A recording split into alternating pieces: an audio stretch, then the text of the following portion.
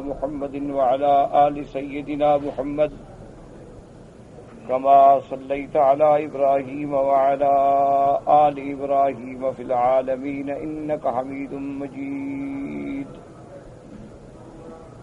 قال الله تبارك وتعالى في كلامه المجيد: أعوذ بالله من الشيطان الرجيم. بسم الله الرحمن الرحيم.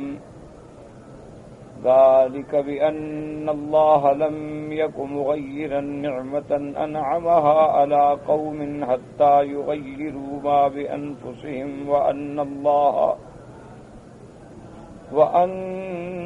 الله سميع عليم. كدأب آل فرعون والذين من قبلهم كذبوا بآيات ربهم فأهلكناهم بذنوبهم وأغرقنا آل فرعون وكل كانوا ظالمين. إن شر الدواب عند الله الذين كفروا فهم لا يؤمنون. الذين عاهدت منهم ثم ينقضون عهدهم في كل مرة وهم لا يتقون. فإما تثقفنهم في الحرب فشرد بهم من خلفهم لعلهم يذكرون. وإما تخافن من قوم خيانة فانبذ إليهم على سواء إن الله لا يحب الخائنين.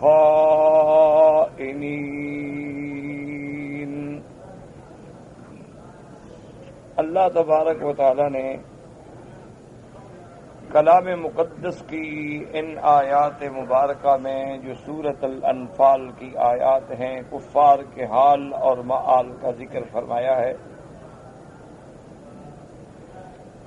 اس سے پہلے الحمدللہ آپ نے قصہ بدر بڑی تفصیل کے ساتھ پڑھا ہے، سنا ہے، اور قصہ بدر میں جو عبر ہیں، جو حکم ہیں، جو آیات ہیں، وہ بھی الحمدللہ ہم نے اللہ کے قرآن سے فائدہ حاصل کیا ہے.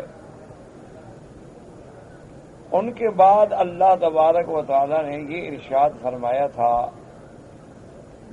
خطاب فرماتے ہوئے اپنے حبیب سیدنا محمد الرسول اللہ صلی اللہ علیہ وعلی آلہ واصحابہ وسلم تسلیما کثیرا کثیرا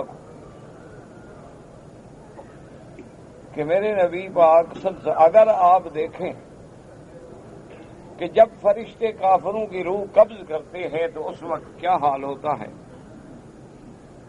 تو فرشتے ان کو ان کے منہ پہ بھی ان کے پشت پہ بھی مارتے ہیں اور ساتھ یہ بھی کہتے ہیں کہ چکھو عذاب جلنے کا. اور یہ عذاب جو تمہیں دیا جا رہا ہے یہ اس وجہ سے کہ بما قدمت ایدیکم، جو کچھ تمہارے ہاتھوں یعنی تمہارے ہاتھوں کی کمائی ہے. اور اللہ تبارک و تعالی اپنے بندوں پہ ہرگز ظلم کرنے والے نہیں. تو ان میں دو چیزوں کا ذکر آ گیا کہ ایک تو کافروں کا جب روح نکالا جاتا ہے تو بڑی شدت کے ساتھ فرشتے اس کو اہانت کے ساتھ ذلت کے ساتھ مارتے ہیں اور اس کا روح قبض کرتے ہیں. اور دوسرا انہی آیات میں اور دیگر آیات میں یہ بھی ہمیں ثابت ہوا کہ عذاب قبر جو ہے اور نعیم قبر جو ہے وہ حق ہے. اس کا انکار جو ہے اللہ کے قرآن اور احادیث رسول اللہ کا انکار ہے، لہذا آدمی وہ زیادہ حق سے ہٹ جاتا ہے. ورنہ یہ ہمارا ایمان ہے کہ عذاب قبر بھی حق ہے اور نعیم قبر بھی. اور اس کے ساتھ یہ بھی سمجھ لیں کہ یہ عذاب قبر جو ہے یہ عالم برزخ سے تعلق رکھنے والی چیز ہے. اور عالم برزخ جو ہے وہ عالم غیب ہے، اس کے بارے میں ہم نہیں جان سکتے، ہم نہیں دیکھ سکتے، ہم تو صرف اسی بات کو مانیں گے جو اللہ اور اللہ کے رسول پاک فرما دیں گے۔ ہر عالم کے احوال علیحدہ ہوتے ہیں۔ اسی ایک عالم دنیا میں آپ دیکھ لیں کہ ایک ملک میں جیسے اب یہاں آپ کے یہاں گرمی ہے اور بعض ملکوں میں سردی ہے۔ اچھا، جب آپ کے یہاں سردی ہوگی تو بعض ملکوں میں گرمی ہوگی۔ اور اسی طرح دیکھ لیں کہ اگر آپ زمین میں نیچے چلے جائیں، جیسے گولڈ مائن ہوتے ہیں یا ڈائمنڈ مائن ہوتے ہیں اور میلوں نیچے چلے جاتے ہیں، تو اب جو اوپر درجہ حرارت ہے وہ نیچے تو نہیں ہے، وہ بدل جائے گا۔ اسی طرح اگر آپ ہوائی جہاز میں سفر کرتے ہیں تو آپ دیکھتے ہیں کہ وہ 10,000 فٹ، پھر 20,000، پھر 30,000 قدم پہ چلا جاتا ہے۔ تو جوں وہ فضا میں اوپر ہوتا چلے جائیں گے تو اس کا ٹمپریچر جو ہے، وہ درجہ جو ہے وہ بدلتا چلا جائے گا، احوال بدلتے چلے جائیں گے۔ اور کبھی آپ حیران ہوں گے کہ نیچے بارش برس رہی ہے لیکن آپ کا ہوائی جہاز جو ہے وہ بادلوں سے اوپر گزر چکا ہے، بادل نیچے رہ گئے۔ اور کبھی انہی بادلوں کے برستے ہوئے بادلوں سے جہاز جو ہے وہ کراس کر کے نیچے اترتا ہے یا کراس کر کے ان سے آگے اوپر نکل جاتا ہے۔ اسی طرح غاروں میں، سمندروں میں، پہاڑوں میں، فضاؤں میں کتنے تغیرات ہیں۔ آدمی کی عقل اس سے بھی بالا تر ہے۔ اب دیکھیں کہ سمندر ہے، دریا ہے، ان کی تہ میں بھی اللہ کی مخلوق ہے، کئی قسم کی مچھلیاں ہیں، کئی قسم کے حشرات ہیں، ان کو بھی وہاں پر آکسیجن ہوائیں پہنچ رہی ہیں، غذائیں پہنچ رہی ہیں۔ اور اسی طرح آپ نے دیکھا ہے کہ اب چاند کہاں ہے اور سمندر کہاں ہے۔ سمندر جو ہے وہ زمین میں ہے اور چاند جو ہے وہ فضاؤں میں ہے۔ اب بعض اقوال میں وہ آسمان کے اوپر ہے اور بعض اقوال میں وہ آسمان و زمین کے درمیان میں ایک کرہ ہے اور معلق ہے اللہ کی قدرت سے۔ لیکن آپ نے دیکھا ہوگا اور مشاہدہ کیا ہوگا، چونکہ آپ تو الحمدللہ یہاں آپ رہتے ہیں، یعنی سمندر کے قریب کے ملک میں رہ رہے ہیں، کہ جوں چاند چڑھتا آئے گا اسی طرح سمندر کی موجوں میں بھی حرکت پیدا ہوتی جائے گی۔ اور عین جب چاند پورا ہوتا ہے، 14ویں کی رات ہوتی ہے، یعنی 13 اور 14 اور 15 کی جو راتیں ہیں، وہ تو پھر جا کے سمندر کا نظارہ دیکھنے والا تھا، وہ بھی عین جوش میں ہوتا۔ اور پھر جوں چاند ڈھلنا شروع ہوگا اس کی طاقت بھی ڈھلنی شروع ہو جائے گی۔ کہاں چاند کہاں سمندر، ان کا آپس میں کیا جوڑ ہے؟ کون سا سلکی تعلق ہے، کون سی سیٹلائٹ سے جوڑا ہوا ہے؟ اسی طرح آپ سورج کے تغیرات کو دیکھیں، چاند کے تغیرات کو دیکھیں، نجوم و کواکب کے تغیرات کو دیکھیں تو آدمی کی عقل دنگ رہ جاتی ہے، اور ماں سوائے اس کے کچھ نہیں کہہ سکتا کہ تبارک اللہ احسن الخالقین۔ اور زیادہ دور کیوں جائیں، وفی انفسکم، اپنے نفس میں غور کر لو کہ تمہارے اندر جو اللہ کا ایک نظام ہے وہ کیا ہے، اور تم اپنی استقرار حمل سے لے کر ولادت تک، رضاعت کے بعد کے ادوار جو ہیں اس پہ ذرا غور کر لو کہ کیسے ایک نطفہ استقرار پکڑتا ہے اور پھر کیسے وہ رحم مادر کی ان اندھیریوں میں محفوظ ہوتا ہے، پھر کون ذات ہے جو اس کو وہی پرورش دیتی ہے۔ ایک حقیر گندا پانی ہے جو ہاتھ کو لگ جائے، بدن کو لگ جائے، کپڑے کو لگ جائے تو آدمی کو چین نہیں آتا، آدمی کو بدبو محسوس ہوتی ہے، آدمی کو آرام نہیں ملتا ہے کہ جب تک میں دھو نہ ڈالوں، اس سے دور نہ ہو جاؤں، غسل نہ کر لوں، میرے بدن پہ کیسی ایک عجیب سی چیز لگ گئی ہے۔ لیکن اسی سے اللہ نے کیسی حسین و جمیل شکلیں بنائی ہیں کہ بندہ دیکھ کے پاگل ہو جاتا ہے. کیسے خوبصورت اللہ نے انسان پیدا کی ہے، اور اس میں کیسا تخلیق اور صنائی قدرت کا کمال ہے کہ اس پانی سے ایک وجود پرورش پا رہا ہے.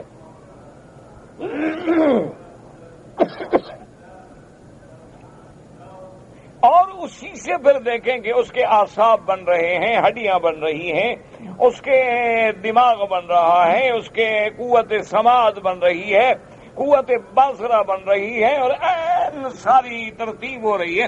اور کیسے کیسے باریک باریک بال اس کے سر پہ آ رہے ہیں، اور جب پیدا ہو رہے ہیں تو کیسے رونا سیکھ گیا ہے. یہ سارا نظام کون پیدا کرنے والا؟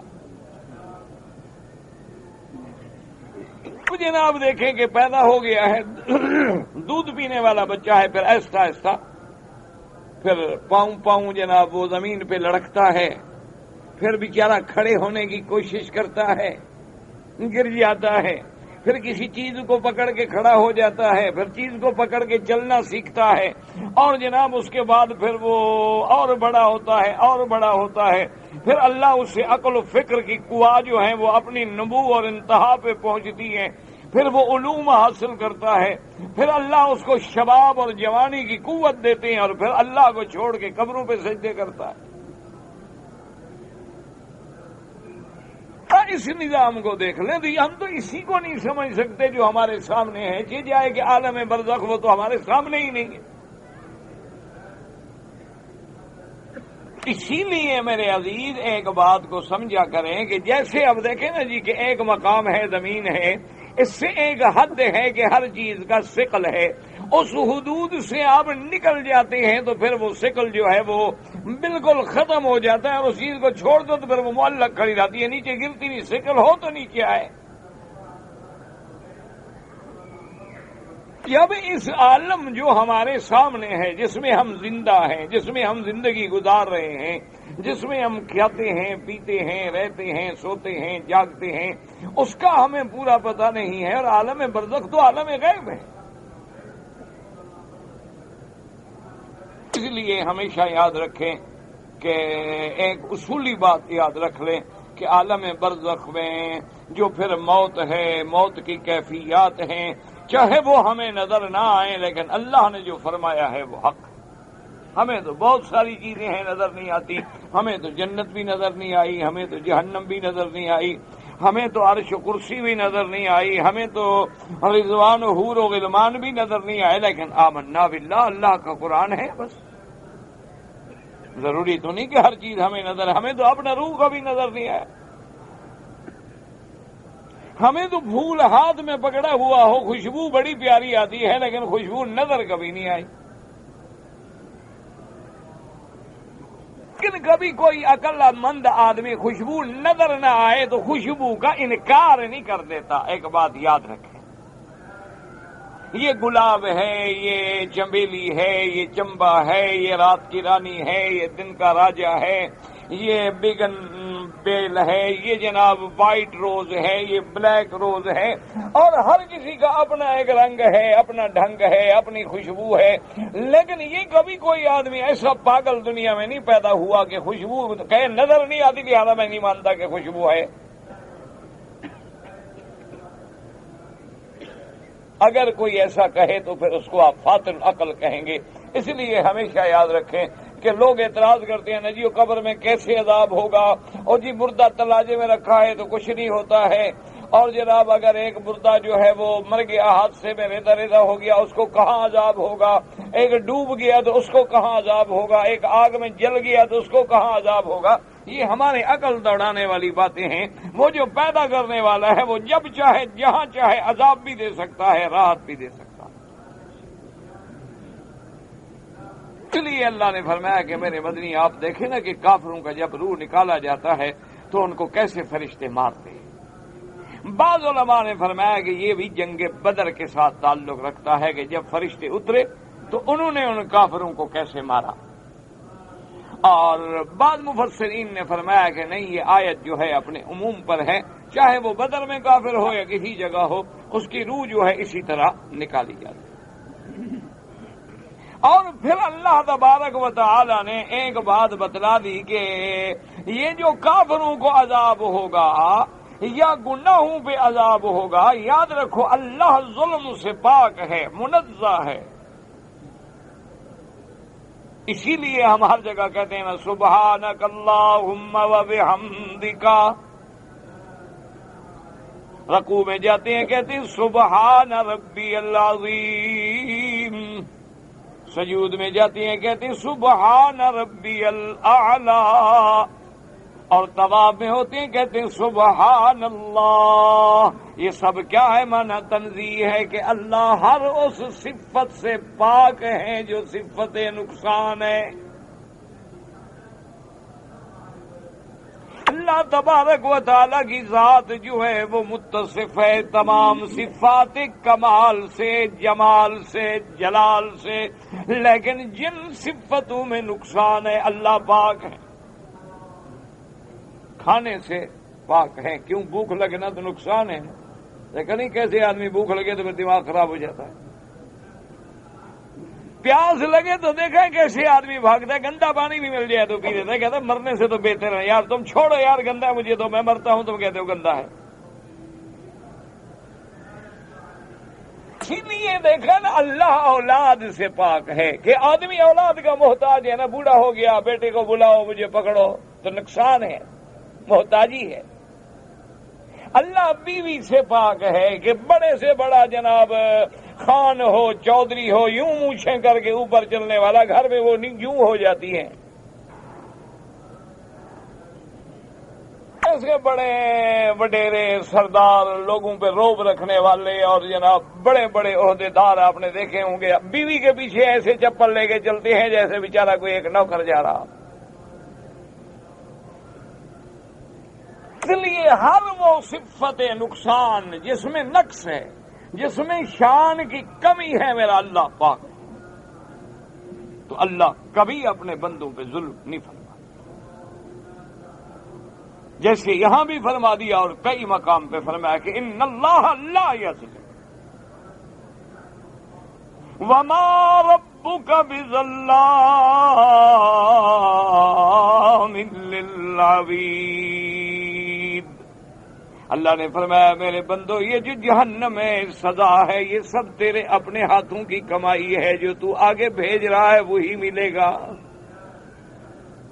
تم نے اگر کانٹے بوئے ہیں تو پھر کانٹے ہی چننے پڑیں گے، اگر پھول بچھائے ہیں تو پھر پھول اٹھانے پڑیں گے، اگر تیرے اعمال صالحہ ہیں تو پھر جزا بھی اسی طرح ملے گی۔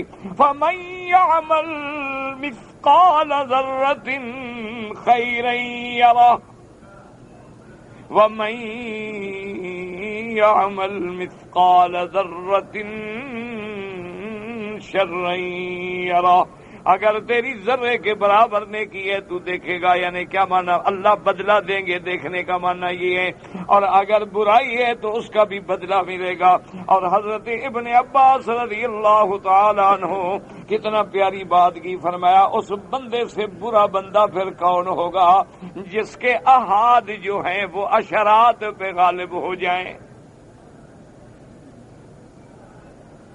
اللہ اکبر، حضرت ابن عباس نے کیا بڑی بات کی ہے، مسلمانوں ذرا غور دے کے توجہ کے ساتھ سنو اور سمجھنے کی کوشش کرو۔ فرمایا اس سے بڑا برا بندہ کون ہوگا؟ دیکھو نا، ایک آدمی کے پاس ہوں ایک اس کو ملے روز کا 1 روپیہ، سمجھیے مثلا ایک آدمی کو ملے روز کے 10 روپے، تو اس کو مہینے میں کتنی بنیں گے؟ 30 روپے۔ اس کے کتنی بنیں گے؟ 300 روپے بنیں گے۔ مثال سمجھیں تاکہ آپ کو بات آسانی سے سمجھ آ جائے کہ ایک بندے کو تو ملا ہے 1 روپیہ روز کا، اور ایک بندے کو مل رہے ہیں 10 روپے روز کے، تو اس کو ایک مہینے میں کتنا ملیں گے؟ 30 روپے۔ اس کو کتنے ہو جائیں گے؟ 3۔ اب 300 والا جو ہے وہ ہار جائے اور 30 والا جیت جائے تو پھر اس سے بڑی بدقسمتی کوئی ہے؟ اب سمجھیں کہ جب آدمی اللہ معاف کرے اس کی کوئی گناہ ہوتا ہے تو 1 لکھا جائے گا، لیکن اگر نیکی کرے تو اللہ پاک اپنی رحمت سے 10 لکھیں گے، تو 10 والا حصہ تھوڑا ہو جائے اور 1 والا بڑھ جائے تو اس سے کوئی برا ہے دنیا میں؟ کہ نیکیاں تو اتنی کم کرے کہ وہ گناہ اتنی زیادہ کرے کہ گناہ 1 ہوتے کے باوجود بھی بڑھ جائے اور نیکی 10 کے باوجود بھی گھٹ جائے، تو اس سے بڑا کوئی برا ہوگا؟ اس لیے اللہ تبارک و تعالی نے ارشاد فرمایا کہ اللہ تو ظلم سے پاک ہے، یہ سب تمہاری کمائی ہے۔ اور اس کے بعد اللہ نے پھر قرآن مقدس میں ایک مثال دی، فرمایا کداب آل فرعون، کداب آل فرعون والذین من قبلہم۔ اللہ نے فرمایا میرا مدنی صلی اللہ علیہ وسلم جیسے عادت آل فرعون کی یا اس سے پہلے جو کافر گزرے ہیں ان کی کیا عادات تھی، کفروا بآیات اللہ فأخذہم اللہ بذنوبہم، انہوں نے اللہ کی آیات سے کفر کیا، اللہ نے پھر ان کو ان کے گناہوں سے پکڑ لیا، اور اللہ زبردست ہیں اور سخت عذاب دینے والے ہیں۔ اور اس کے بعد پھر اللہ نے قاعدہ کلیہ بیان کیا، ذالک بأن اللہ لم یک مغیرا نعمتا انعمها على قوم حتی یغیروا ما بانفسهم وان اللہ سمیع علیم۔ كدأب آل فرعون والذين من قبلهم كذبوا بآيات ربهم فأهلكناهم بذنوبهم وأغرقنا آل فرعون وكل كانوا ظالمين۔ اللہ نے فرمایا میرا محبوب صلی اللہ علیہ وسلم، میرے پیارے نبی حبیب حضرت محمد مصطفیٰ صلی اللہ علیہ وسلم، اللہ نے فرمایا میرا مدنی میری سنت ہے، میری عادت ہے کہ میں کبھی کسی قوم کو نعمت دے کے نعمت بدلہ نہیں کرتا جب تک وہ خود نعمت نہ بدلے، اور میں سننے والا ہوں اور جاننے والا ہوں۔ کیا مانا؟ اللہ جب کسی کو نعمت دیتے ہیں تو اس نعمت کو نہیں چھینتے نہیں بدلتے، ہاں جب وہ قوم اس نعمت کی قدر نہ کرے تو پھر اللہ بھی پکڑ لے۔ اسی طرح آپ سمجھ لیں دنیا میں کہ اللہ نے ہمیں جو انسان بنایا ہے یہ بھی تو نعمت ہے، ہمیں حیوان بنا دیتے ہم کیا کر لیتے؟ اللہ نے ہمیں عقل دیا ہے پاگل بنا دیتے تو ہم کیا کر لیتے؟ اللہ نے ہمیں آنکھیں دی ہیں اگر اندھا پیدا کر دیتے تو ہم کیا کر لیتے؟ اللہ نے ہاتھ دیے ہیں، پاؤں دیے ہیں، سمجھ دی ہے، یہ اللہ نے احسن تقویم بنایا ہے، اگر اس میں اللہ ہمارے یعنی خلقی طور پہ یا خلقی طور پہ ہمارے اندر کوئی عیب ڈال دے تو ہم کیا کر سکتے؟ لیکن اللہ تبارک و تعالیٰ یہ نعمتیں دے کر ہم سے خود نہیں بدلتے، خود اس کو تبدیل نہیں کرتے جب تک ہم نعمت کو خود نہ بدلے۔ کیا مانا؟ اللہ نے دیا تھا زبان قرآن پڑھنے کے لیے، ہم نے استعمال کیا گالی دینے کے لیے۔ ایک مثال سمجھ، اللہ نے ہمیں عقل دی، زبان دی علم کے لیے، قرآن کے لیے، گالی یا غیبت کے لیے تو نہیں دی۔ دنیا میں اتحاد کے لیے، اتفاق کے لیے، پیار کے لیے، ہدایت کے لیے، کہ افطراء کو انتشار کے لیے تو نہیں دی یہ ساری عقل اللہ نے ہمیں۔ اسی طرح یہاں جو اشارہ ہو رہا ہے، اللہ نے فرمایا میرا مدنی اگر مکے والے غور کریں تو جو نعمت ہم نے ان کو دی ہے وہ تو کسی کو بھی نہیں ملی۔ ہم نے سب سے بڑی نعمت یہ ہے کہ محمد الرسول اللہ اپنا سب سے افضل نبی، خاتم الانبیاء، سید الاولین والآخرین، امام الانبیاء والمرسلین، شفیع المذنبین حضرت محمد مصطفیٰ ان کے اندر سے پیدا کیا، ان کے خاندان سے، ان کے قبیلے سے، قریش سے، بنو ہاشم سے، ان کی جنس سے، ان کے گھرانے سے پیدا کیا، اور وہ نبی پیدا کیا جو سارے نبیوں کا امام ہے صلی اللہ علیہ وسلم۔ جب بھی حضور کا نام آئے اور جہاں آئے درود پڑھا کریں۔ اور پھر اللہ نے فرمایا میرا محبوب یہ غور کریں مشرکین مکہ کہ ہم نے ان کو نعمت دی کہ ان کو اپنے کعبے کے اندر، اپنے حرم کے اندر رکھا، یعنی وہ کعبہ مشرفہ جو کائنات میں اس سے افضل بقعہ، بہتر جگہ کوئی نہیں، اپنے گھر میں ہم نے ان کو رکھا، امن میں رکھا، حرم میں رکھا، کہ جب ساری دنیا کے قافلے لٹ جاتے ہیں اور قتل کر دیے جاتے ہیں، چھین لیے جاتے ہیں، تو ہم نے ان کو حفاظت رکھی کہ ان کے قافلے یمن جائیں، شام جائیں مزے سے۔ یہ قریش مکے والے ہیں، بابا ان کو کچھ نہ کہو، کیونکہ اس گھر کے لیے یاد رکھیں کہ ایک خاص اللہ نے امن کی صفت رکھی ہے، من دخلہ کان آمنا، حرمن آمنا، یہ امن والی جگہ ہے، اور دعا کیا کرو کہ اللہ اس حرمین الشریفین اور بلد الامین کے امن کو قیامت تک قائم رکھیں۔ خاص دعا مانگا کرو اس ملک کے لیے، حرمین کے لیے، ان کے والیان اقتدار کے لیے، کہ اللہ تبارک و تعالی ان سے زیادہ دین کا کام لیں اور زیادہ سے زیادہ ان سے خدمت خلق لیں، اور زیادہ سے زیادہ ان سے اتحاد ملت کے لیے اور اتحاد عالم اسلام کے لیے خدمات لیں، اور اللہ ہمیں بھی اپنے اس گھر کے امن سے اور ان کی رحمتوں سے، برکات سے کچھ خاص حصہ عطا فرمائیں۔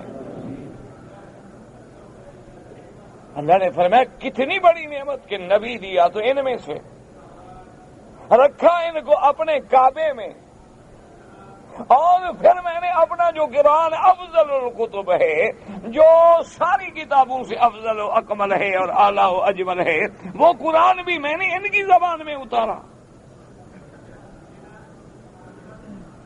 انہوں نے میری نعمت کا بدلہ یہی دیا کہ میرے نبی کو ماننے کے بجائے پہلے ان کے ظلم و ستم سے مقابلہ کیا، پھر ان کو مکے سے نکلنے پہ مجبور کر دیا، اور اب ان کے مقابلے کے لیے لشکر لائے ہیں جنگ لڑنے کے لیے، یہی اس نعمت کا بدلہ دیا۔ تو جب انہوں نے اس نعمت کو خود بدل ڈالا کہ ایمان کے بجائے کفر کیا، ادب کے بجائے گستاخی کی، امن کے بجائے فتنہ کیا، اللہ نے فرمایا کہ پھر ہم نے بھی وہ نعمت بدل ڈالی، ہم نے جو وہ مہلت دی ہوئی تھی وہ مہلت چھین لی، اور ہم نے بھی پھر عذاب کا فیصلہ کیا۔ اسی لیے میرے عزیز، میرے بھائی، میرے دوست، حرمین میں رہنے والے، بلد الامین میں رہنے والے، خدا کے لیے اس گھر کے امن کو اور اس گھر کے اطمینان کو، اس گھر کے ثمرات و برکات کو نہ چھیڑا کریں۔ یہ اللہ کی عظیم نعمت ہے، کہیں ایسا نہ ہو کہ اس نعمت کے چھیننے سے پھر تم خود نعمتوں سے محروم ہو جاؤ۔ اللہ کی نعمت کا گھر ہے، رحمت کا گھر ہے، امن کا گھر ہے، اور پورے عالم کے لیے یہاں سے امن کا پیغام جاتا ہے۔ اللہ فرماتے ہیں کہ ہم نے کبھی نعمت نہیں بدلی کو کسی کو دے کر، جب وہ نعمت کو خود بدلتا ہے تو پھر ہم بھی پکڑ لیتے۔ پھر اللہ نے دوبارہ اسی جیسے پہلے ہم نے آیت پڑھی ہے اسی طرح کی دوسری آیت یہاں ذکر فرمائی ہے، لیکن دونوں میں تھوڑا سا الفاظ میں فرق ہے۔ پہلے فرمایا تھا کفروا بآیات اللہ، یہاں فرمایا کذبوا بآیات ربہم، یہاں فرمایا کہ انہوں نے اپنے رب مانا پالنے والا، جس رب نے پالا ہے، ہمیں احسان کیا ہے ہم پر، اس کی نعمتوں کی تکذیب کی ہے۔ کذبوا بآیات ربہم، وہاں فرمایا تھا ان فَأَخَذَهُمُ اللَّهُ بِذُنُوبِهِمْ کہ اللہ نے ان کو ان کے گناہوں پہ پکڑ لیا، لیکن تفصیل نہیں تھی کہ کیسے پکڑا، صرف پکڑ لیا کہ امانا بیماری دے دی، تکلیف دے دی۔ یہاں وضاحت کر دی کہ فَأَهْلَكْنَاهُمْ بِذُنُوبِهِمْ، اللہ فرماتے ہیں ہم نے ان کے گناہوں کی وجہ سے ان کو ہلاک کر دیا، ختم کر دیا۔ وہاں تفصیل نہیں تھی کہ وہ ختم کیسے کیا۔ اللہ نے فرمایا وَأَغْرَقْنَا آلَ فِرْعَوْنَ، کیونکہ فرعون نے ایک دفعہ تکبر کیا تھا حضرت موسیٰ علیہ السلام کے مقابلے پر، کہنے لگا لوگوں تو موسیٰ علیہ السلام اور ہارون کو مانتے ہو، دیکھو ان کے پاس تو رہنے کا ٹھکانہ نہیں، وَلِيَ مُلْكَ مصر، اور میرے پاس مصر کا ملک ہے، اور میرے محلوں کے نیچے نہریں بہتی ہیں، اور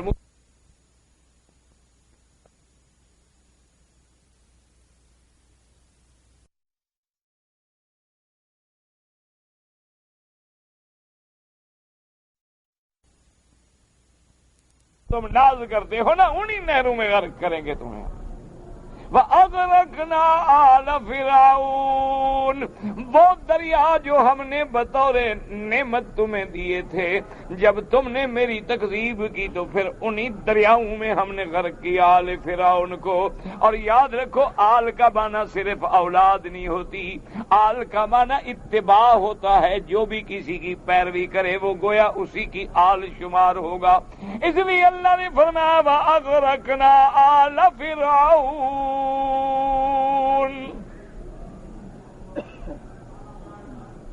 ورنہ یہ معنی تو نہیں کہ اللہ نے فرعون اور اس کے 4-5 گھر والوں کو پکڑ لیا تھا باقی کو چھوڑ دیا تھا، نہیں، جو بھی فرعون کے حکم پہ چلنے والے وہ گویا آل فرعون میں شامل ہیں، ان سب پہ عذاب آیا۔ اور اللہ نے فرمایا ہم نے کیوں پکڑا، فرمایا وَكُلٌّ كَانُوا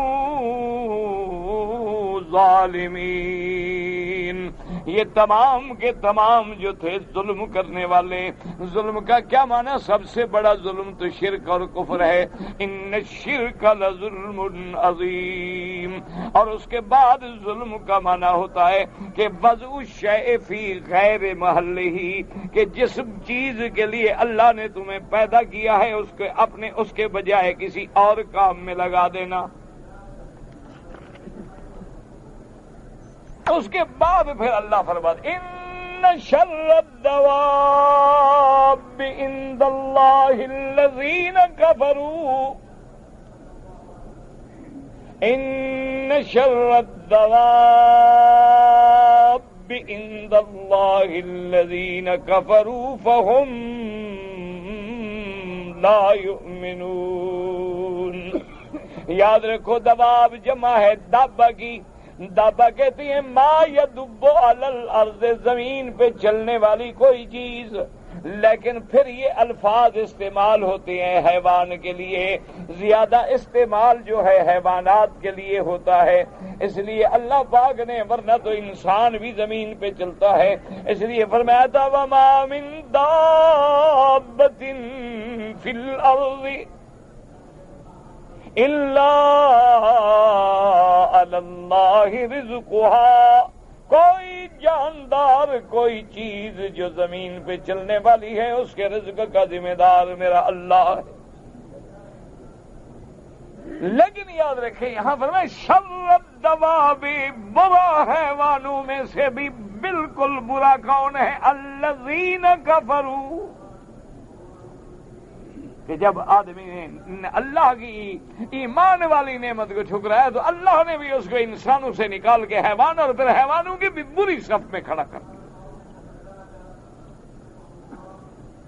مانو کبھی غور کیا کرو اللہ نے ہمیں کیوں پیدا کیا تھا، وَمَا خَلَقْتُ الْجِنَّ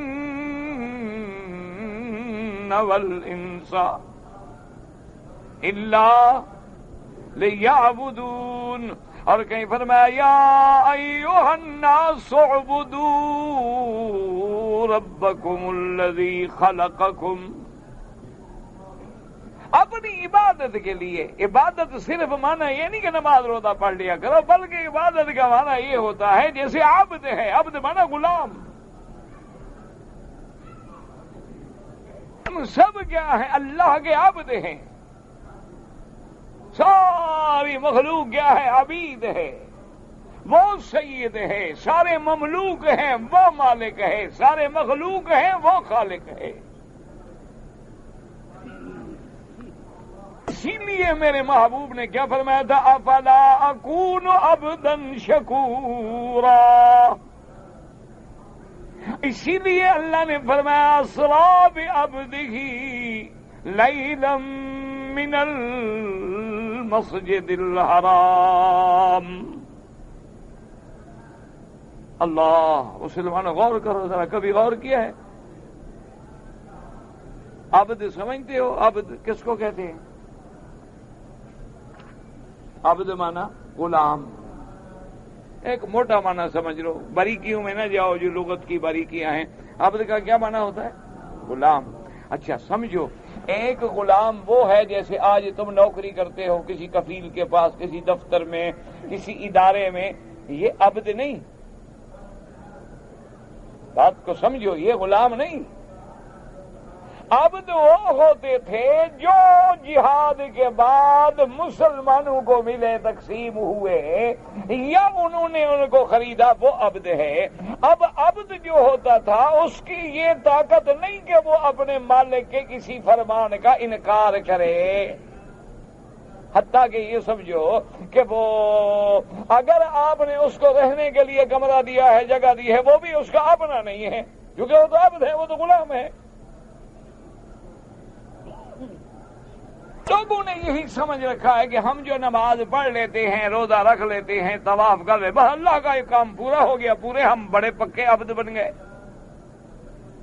نہ، یہ الگ بات ہے. یہ تو فرائض ہیں، احکام ہیں، اللہ کے شرائع ہیں. الحمدللہ آمنا باللہ وصدقنا. لیکن بات کو سمجھو کہ اللہ جو ہے وہ غنی ہے، ہم فقیر ہیں. اللہ جو ہے وہ سردار ہے، ہم سب غلام ہیں. وہ مالک ہے، ہم مملوک ہیں. وہ خالق ہے، ہم مخلوق ہیں. تو ذرا غور کریں. اس کی مثال یوں سمجھیں کہ آپ اگر ایک دفتر میں کلرک ہیں، یا آپ نے اپنے گھر میں ایک باورچی رکھا ہے، ایک ڈرائیور رکھا ہے، اگر آپ اس کلرک کو یہ کہیں کہ بھائی میرے گھر میں جو ہے نا آج وہ کھانے پکانے والا کوئی نہیں، تم آج وہاں کھانا بھی پکاؤ، تو کہیں جی جناب میں دفتر میں کلرک ہوں، میں آپ کے گھر کا کوک تھوڑا ہوں کہ میں کھانا پکاؤں. کیا مطلب؟ آپ ڈرائیور سے کہیں کہ جی میرا حمام لیٹرین گندا ہو گیا، ذرا دھو دے. کہا کہ جناب میں نے گاڑی چلانی ہے، میں آپ کا اس لیے نوکر تھوڑا ہوں گے حمام دھوتا پھروں.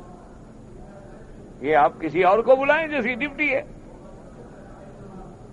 تو یہاں تو ہے ہم اپنی ڈیوٹی کے اور اپنے اوقات کے پابند ہیں. 8 گھنٹے گزر گئے، ڈیوٹی ختم، گھڑی رہے گی، السلام علیکم، افسر بیٹھا دیکھ رہے ہیں ہم جا رہے ہیں. او بھائی کدھر جا رہے ہو؟ جناب چھٹی ہو گئی، اب میری مرضی یہاں جاؤں.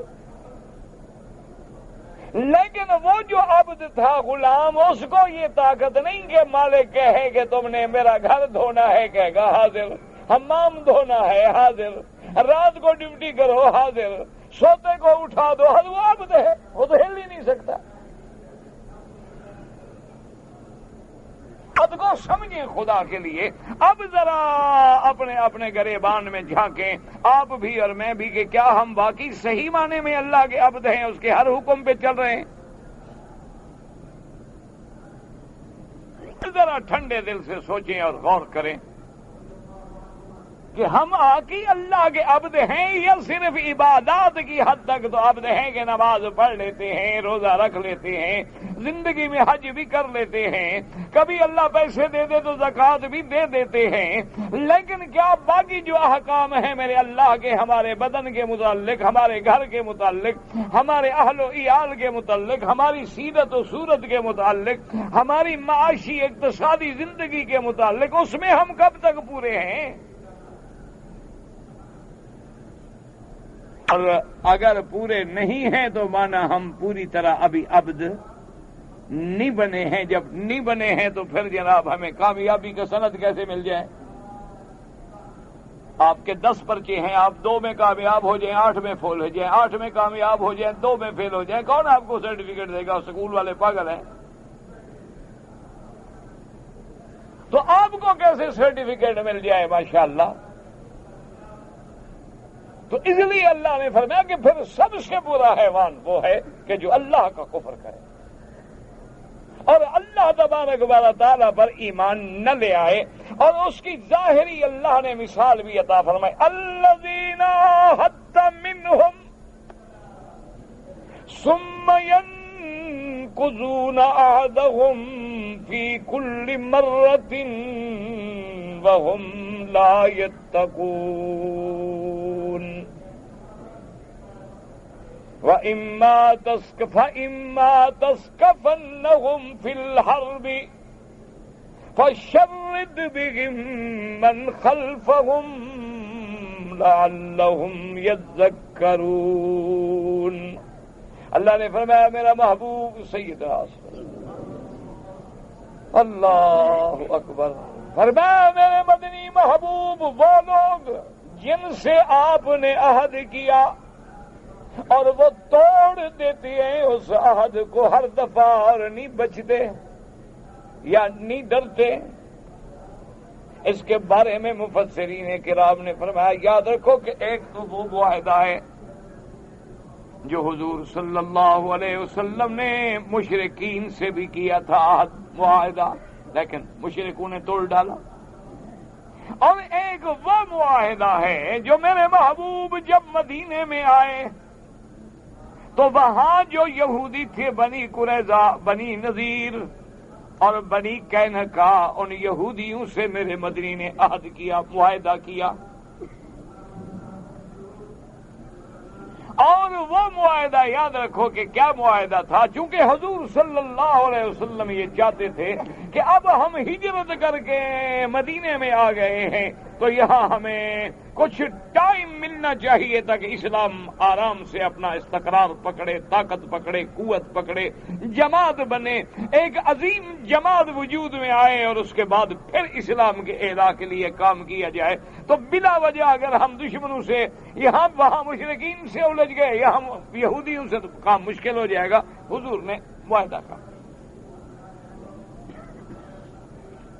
اس لیے ہمیشہ یاد رکھیں کہ معاہدے جو ہیں مسلمان ملکوں کے وہ مشرکوں سے بھی ہو سکتے ہیں، وہ یہودیوں سے بھی ہو سکتے ہیں، وہ عیسائیوں سے بھی ہو سکتے ہیں. صرف ایک بات کا خیال رکھا جائے کہ مسلمانوں کی عزت و عظمت کو دھکا نہ لگے. نور باغ نے یہ معاہدہ فرما لیا تھا ان سے کہ ایک تو بات یہ تھی کہ بھئی آپ لوگ ہم سے تعرض نہیں کریں گے، ہم آپ سے تعرض نہیں کریں گے. اور دوسری بات یہ تھی حضور نے فرمایا کہ کبھی تم پر تمہارے دشمنوں نے چڑھائی کر دی تو ہم مسلمان تمہارے دشمنوں کی مدد نہیں کریں گے، اور ہمارے خلاف کوئی دشمن اگر آئے تو تم ہمارے دشمنوں کی مدد نہیں کرو گے. تو یہ معاہدے ہو گئے. لیکن ان بدبختوں نے کیا کیا کہ جب جنگ بدر ہوئی نا، جو واقعہ ابھی آپ سارا سن رہے ہیں پچھلے درسوں میں، جنگ بدر کے موقع پر بھی یہودیوں نے مشرکین کو مدد بھیجی اور معاہدہ توڑ دیا.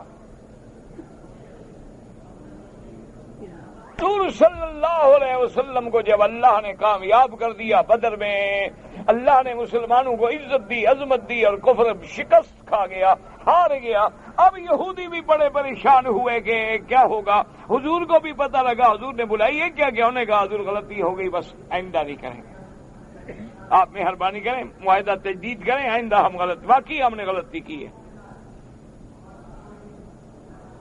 اب جناب دوبارہ جو ہے جب جنگ احد کا واقعہ ہوا اور مسلمانوں کو شکست ہو گئی، یہودیوں نے وہاں پر مسلمانوں کے ساتھ پھر معاہدہ توڑا. ایک تو جب جنگ میں جانے لگے تو منافقین جو تھے وہ اپنی جماعت نکال کے چلے گئے، جی ہم نہیں لڑتے. تو مسلمان فوج کا جو جذبہ تھا، جو عدد تھا، جو مرال تھا، وہ ٹوٹ گیا. اور وہاں جو ہے یاد رکھیں جہاں جیسے مکے میں سب سے بڑا دشمن ابو جہل تھا لعنہ اللہ، وہاں مکہ مدینہ منورہ میں سب سے بڑا دشمن جو ہے وہ کعب بن الاشرف تھا. وہ یہودیوں کا سردار تھا اور میرے محبوب کا سب سے بڑا دشمن، اور بے انتہا سازشی ذہن کا آدمی تھا اور گستاخ اور بڑا ہی انتہائی گہرا اور گندا دشمن تھا اسلام کا۔ اب جب جنگ احد میں مسلمانوں کے لیے ہزیمت کا سامنا کرنا پڑا تو وہ خوش ہو گئے، انہوں نے کہا اب تو مسلمان بالکل کمزور ہو گئے۔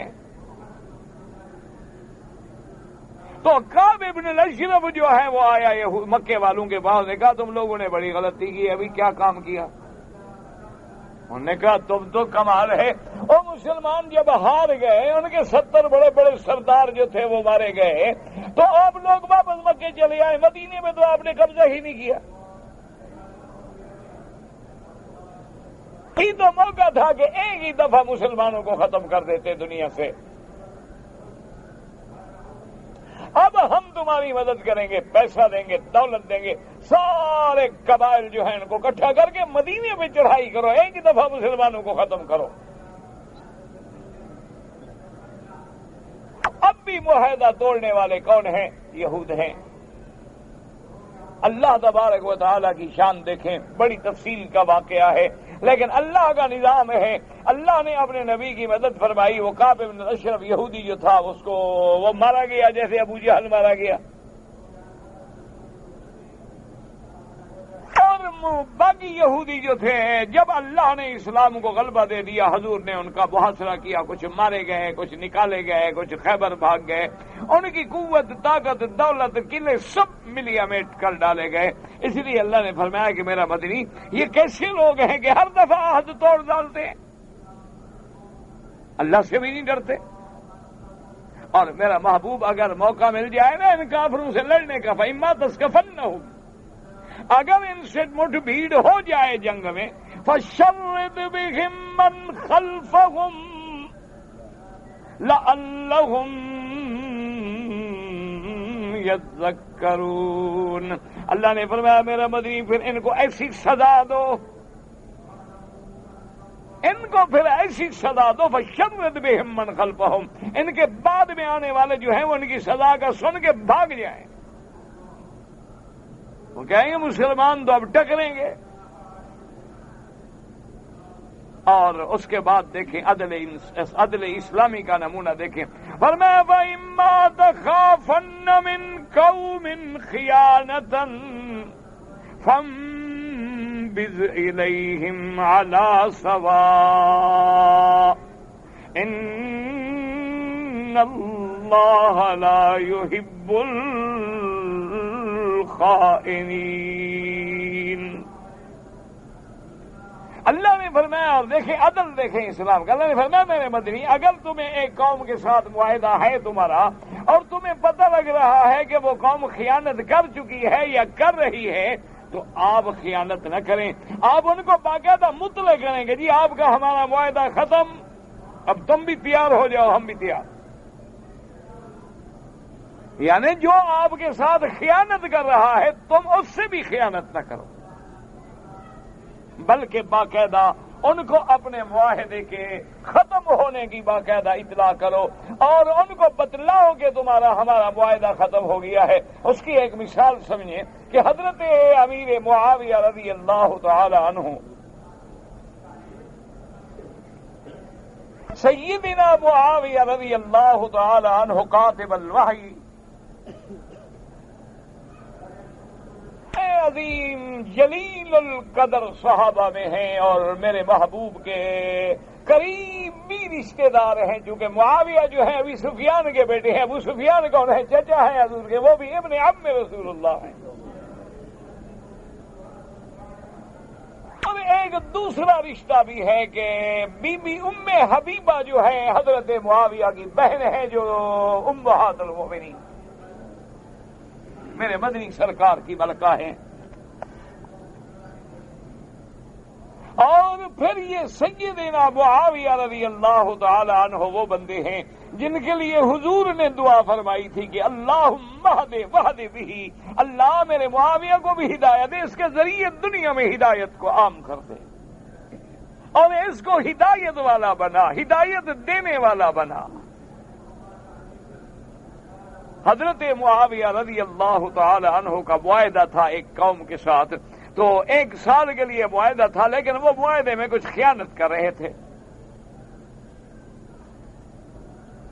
تو سیدنا معاویہ رضی اللہ تعالی عنہ نے فیصلہ کیا کہ ایسا کرتے ہیں، آپ نے اپنے فوجیوں کو الرٹ کر دیا کہ ایسا کرو کہ تیار ہو جاؤ اور دشمن کے عین سرحد کے قریب جا کے پڑاؤ ڈال دو۔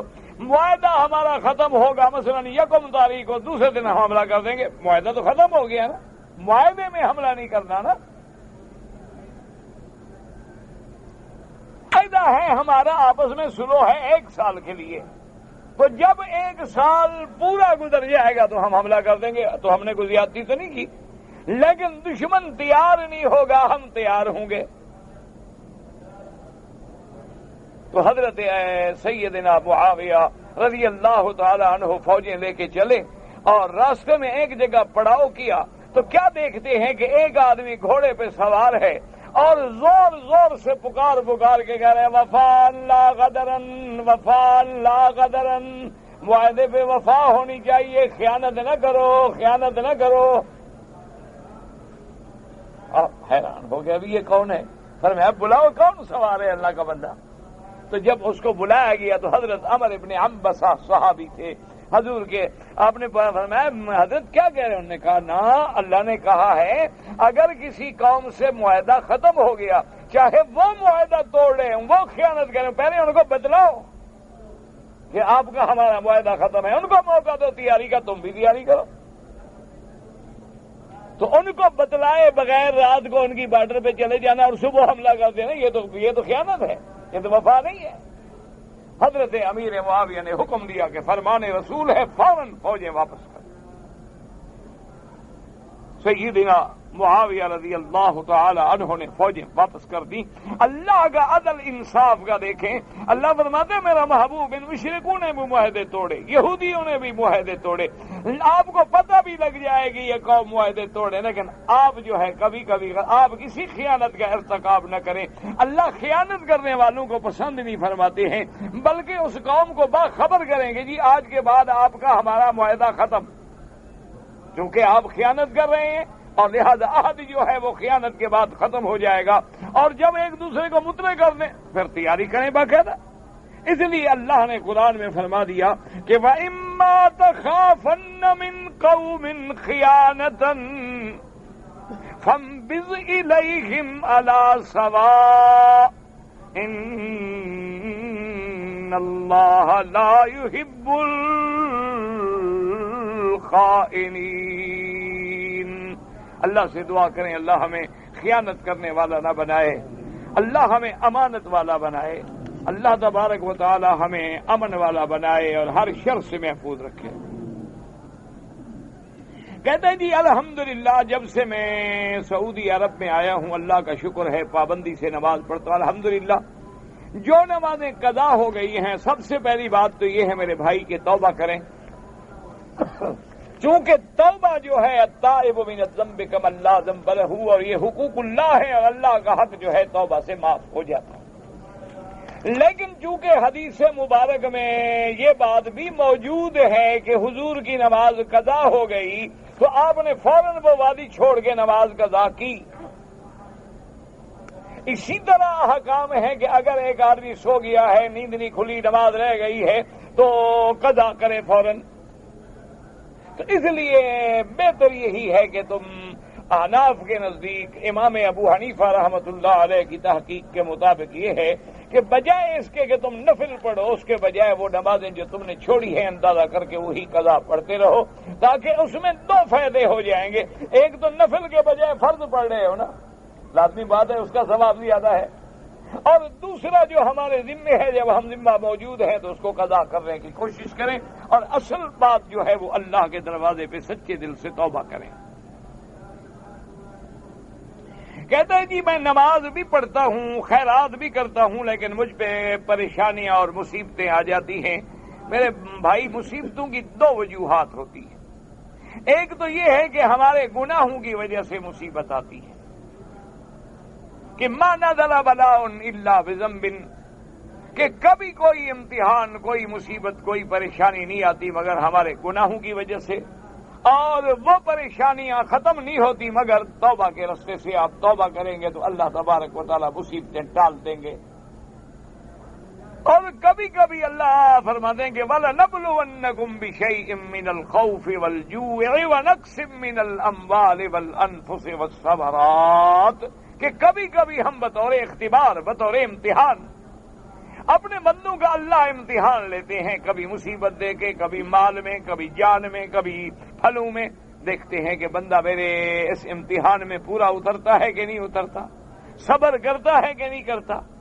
تو جب صبر کرتا ہے تو فرمایا وَبَشِّرِ الصَّابِرِينَ، پھر صبر کرنے والوں کے لیے بہت بڑی خوشخبری ہے۔ اور کبھی یہ ہوتا ہے کہ اس تکلیف کی وجہ سے اللہ درجات کو بلند کر دیتے ہیں، تو اس لیے ہر حال میں اللہ کا شکر کریں، ہر حال میں راضی رہیں، ہر حال میں صابر رہیں، ہر حال میں شاکر رہیں، اور اللہ سے معافی مانگتے رہیں۔ اس لیے حضور نے فرمایا کہ سب سے افضل دعا کیا ہے؟ اسألک العفو والعافیہ، کہ یا اللہ ہمیں معافی بھی عطا فرما اور عافیت بھی عطا فرما، کہ ہم کمزور ہیں، ہم امتحان کے قابل کہاں ہیں۔ کہتے ہیں جی ظہر کی نماز ہوتی ہے تو بعض لوگ آتے ہیں اور فرض بھی پڑھتے ہیں اور بعد میں 2 رکعت سنت بھی پڑھتے ہیں، لیکن پہلی 4 سنتیں نہیں پڑھتے۔ یاد رکھو کہ امام ابو حنیفہ رحمۃ اللہ علیہ کے نزدیک ظہر سے پہلے 4 رکعت سنت جو ہے وہ مؤکدہ ہے، یعنی لازم پڑھنی ہے، اور باقی ائمہ کے نزدیک جو ہے 2 رکعت سنت ہے اور وہ بھی مؤکدہ نہیں، یعنی پڑھ لے۔ تو اس لیے بہرحال، لیکن اصولی بات یاد رکھو نا جی کہ جتنا گڑ ڈالو گے تو میٹھا ہوگا۔ اگر 4 رکعتیں پڑھو گے تو اللہ ضائع کر دیں، 2 پڑھو گے تو 2 لاکھ رکعت کا ثواب ملے گا، 4 پڑھو گے تو 4 لاکھ رکعت کا ثواب ملے گا، نہیں پڑھو گے تو کچھ بھی نہیں ملے گا۔ تو اب جتنا کمانا ہو کما لو۔ جی کہ ہمارے ملک میں ایک رواج ہے کہ شادی کے دن سے پہلے دولہے کو کوئی بدن پہ، آپ پتہ نہیں اپٹن کیا لکھا ہے، وہ ملتے ہیں۔ تو کیا دیکھو جی، بعض اوقات اگر تو اس میں کوئی ایسی چیز نہیں ہے، یعنی حرام چیز کوئی نہیں، کوئی حرج نہیں، کیوں؟ ان کی وجہ ہے نا، ان کو پتا ہوتا ہے کہ دولہا نہاتا تو ہے نہیں، یہ اسی دن نہائے گا جب مولوی نہلائے گا۔ خاص طور پہ جو ہمارے دیہات کے دولہے ہیں ماشاءاللہ، وہ تو اللہ کی مہربانی سے سال میں کبھی نہر کے کنارے چلے گئے، وہ بھی غوطہ لگایا اور نکل آئے، نہا لیا۔ تو اس لیے وہ کہتے ہیں شادی سے پہلے تو کچھ بندہ بن جائے، ایسا تو نہ ہو بیوی بیچاری بدبو سے ہی بھاگ جائے۔ لیکن یہ دیکھیں کہ کوئی چیز بری نہ ہو، جیسے اچھا صابن ہے، نہائیں ملے، کوئی ایسی کوئی چیز نہیں، یہ کوئی بدعت نہیں ہے۔ بعد ہیں ہندوؤں کے رواج کہ ہلدی آٹے میں ملا کے ملتے ہیں، وہ تو ہندوؤں کا رسم ہے، کافروں کی رسم ہے۔ ہندوؤں میں عادت ہوتی ہے کہ وہ پتہ نہیں کوئی ہلدی جو کھانے میں ڈالتے ہیں نا ہلدی، اس کو آٹے میں گوندتے ہیں، عورت کے بدن پہ بھی ملتے ہیں، مرد کو بھی ملتے ہیں کہ رنگ نکلے گا اور نکھرے گا۔ وہ کتنے دن کے لیے نکلے گا؟ انشاءاللہ 2 دن کے بعد وہ اصل مقام پہ آ جائیں گے حضرت۔ دعا کی درخواست ہے، میری صحت ٹھیک نہیں ہے اور لوگ میرا مذاق اڑاتے ہیں۔ بڑی بدقسمتی ہے جو کسی کی بیماری پہ آدمی مذاق اڑائے۔ یاد رکھو، کسی گناہ پہ یا بیماری پہ نہ طنز کرو نہ مذاق اڑاؤ، ورنہ اللہ اسی بیماری میں مبتلا کر دیں۔ اگر ایک آدمی حلال پرندے کا شکار کرے، رات کو بیٹھے ہوتے ہیں، ہم کو جب اللہ نے حلال کیا ہے تو پھر حرام کا کیا منع؟ جب اللہ نے ایک چیز کو حلال کر دیا ہے، وہ رات کو شکار ہو یا دن کو شکار ہو۔ یہ جو روز مرغیاں ذبح کر کے کھا جاتے ہو، یہ بھی تو آخر پرندہ ہے، یہاں تو فکر نہیں آیا، وہاں کیوں فکر ہو رہی ہے؟ جو حلال ہے وہ حلال ہے، جو حرام ہے وہ حرام ہے۔